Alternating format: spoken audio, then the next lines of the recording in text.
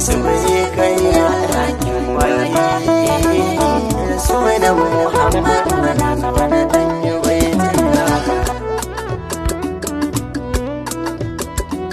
yau sunan Muhammad dan Amira da Ibrahim Sharukan. Ya Allah kai kamin komai mai kyauta kana kayo mai